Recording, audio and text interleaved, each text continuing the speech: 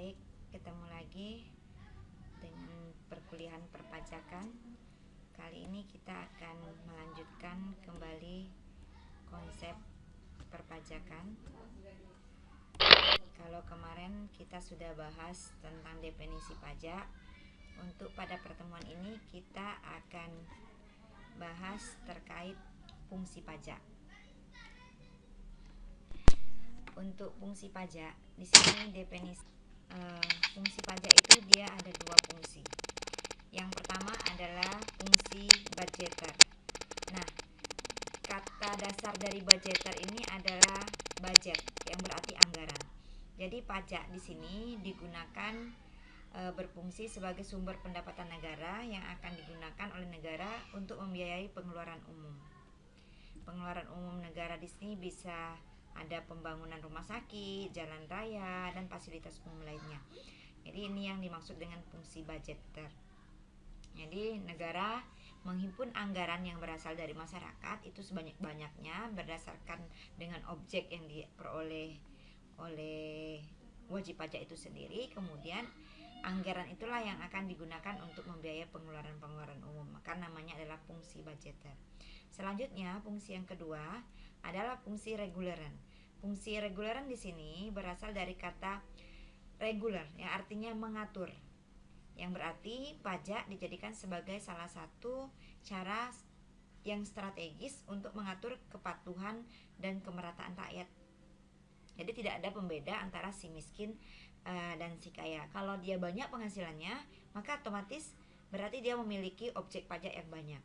Kalau si wajib pajak memiliki objek yang banyak, maka dia akan banyak juga pajaknya. Itu yang fungsi reguleran. Jadi ini fungsi pajak ada dua.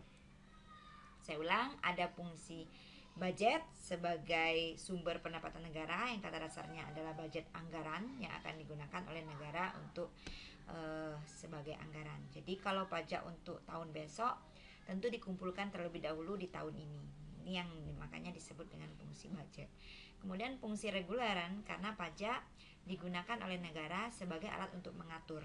Apa yang akan diatur yaitu supaya tidak ada terlalu jauh gap antara yang berpendapatan tinggi atau yang memiliki objek pajak banyak dengan yang memiliki objek pajak sedikit atau yang sama sekali tidak memiliki objek pajak. Selanjutnya, pada kesempatan ini kita juga akan bahas syarat-syarat pemungutan pajak. Jadi kenapa kita harus melakukan pemungutan pajak? Itu ada syaratnya. Apa syaratnya itu? Ini ada 5 syarat dari pemungutan pajak. Yang pertama adalah syarat keadilan. Jadi pemungutan pajak harus adil. Harus adil di sini. Jadi kenapa kita bayar pajak itu? Karena ada syarat yang 5 ini. Yang pertama itu syarat keadilan.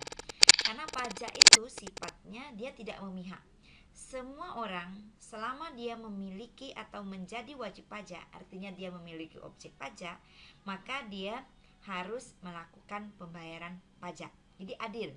Mau dia pejabat, mau dia rakyat biasa, selama dia memiliki objek pajak, sekali lagi, maka dia harus bayar pajak. Nah, apa itu objek pajak? Sebenarnya sudah kita bahas di minggu sebelumnya atau di pertemuan sebelumnya. Objek pajak di sini adalah hal-hal yang mengakibatkan kita membayar pajak. Apakah itu bangunan, kendaraan, kemudian pendapatan atau barang mewah. Nah, itu yang objek pajak. Jadi selama kita memiliki ini, maka kita bayar pajak. Tidak ada terkecuali. Ini yang syarat keadilan. Selanjutnya adalah syarat yuridis. Yuridis di sini harus ada dasar hukum. Jadi kenapa kita bayar pajak? Karena ada syarat yang kedua, adalah ada dasar hukumnya. Apa itu dasar hukumnya? Yaitu undang-undang perpajakan itu sendiri. Selanjutnya, syarat ekonomis. Di sini yang ketiga adalah syarat ekonomis. Kenapa kita bayar pajak? Karena diatur dalam syarat ekonomis, pemungutan pajak itu disyaratkan dapat atau dibolehkan oleh negara dipungut. Negara boleh memungut pajak asalkan dia tidak mengganggu perekonomian. Jadi jangan nanti karena adanya pajak sehingga rakyat yang tadi berpenghasilan malas lagi. Kenapa malas? Mungkin pajaknya lebih banyak pula dari penghasilan yang dia dapat. Ini kan akhirnya tidak seimbang. Kalau tidak seimbang seperti ini berarti akan mengganggu perekonomian. Atau pajak ekspor impor. Itu juga akan mengakibatkan kalau pajaknya tidak seimbang, nanti orang malas untuk memproduksi produk yang berskala untuk diekspor. Nah, ini makanya dikatakan bahwasanya pajak boleh dipungut. Syaratnya yang ketiga adalah syarat ekonomi. Syaratnya tidak mengganggu perekonomian. Kemudian yang keempat adalah syarat finansial. Pajak dapat dipungut asalkan pemungutan pajak itu harus efisien. Efisien di sini hemat. Tidak boleh lebih besar pula pajak yang dipungut dari penghasilan, misalnya. Tidak boleh pula besar pula nilai pajaknya dari kendaraan yang kita miliki atau dari bumi, tanah dan bangunan yang kita punyai. Itu nggak boleh. Maka di sini dinamakan syarat yang ketiga adalah syarat yang keempat adalah syarat finansial. Jadi finansial di sini efisien, efektif. Jadi tidak lebih besar dari objek pajak, nilai objek pajak itu sendiri. Yang terakhir ada di sini syarat efektif atau sederhana. Pajak itu boleh dipungut asalkan pajak ini sederhana pemungutannya, jangan menyusahkan objek wajib pajak. Jadi misalnya tata cara pemungutan pajaknya, tempat pembayarannya, cara menghitungnya itu harus sederhana. Nah, selama 5 syarat ini bisa dipenuhi, maka itulah pajak harus kita bayar. Jadi syarat-syaratnya ini. Tapi kalau salah satu saja syaratnya tidak terpenuhi, ya udah kita nggak usah bayar pajak. Nah, sebenarnya karena kelima syarat ini sudah tertera di dalam peraturan perpajakan, maka tidak ada alasan bagi kita untuk tidak membayar pajak karena udah ada syarat-syarat yang jelas. Baik, pada kesempatan ini kita akan bahas satu topik lagi, yaitu teori pemungutan pajak. Teori pemungutan pajak di sini ada 5 juga. Yang pertama ada teori asuransi. Jadi kita kalau berteori ini kan sama dengan dasar hukum, dasar bicara kita, teori. Kita ditanya, kenapa kita harus bayar pajak? Jadi kita nanti kalau udah jelas yang 5 teori ini, kita menganut teori yang mana? Yang pertama teori asuransi.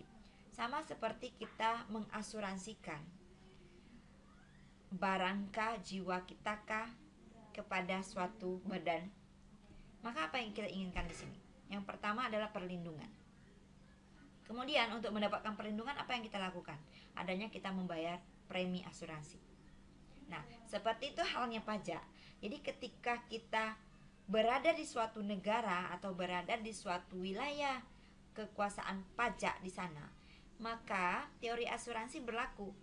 Kalau kita ingin kita memiliki penghasilan kah, apakah kita memiliki kendaraan kah, apakah kita memiliki rumah atau tanah, kalau kita ingin ini ada jaminan, maka kita harus membayar premi.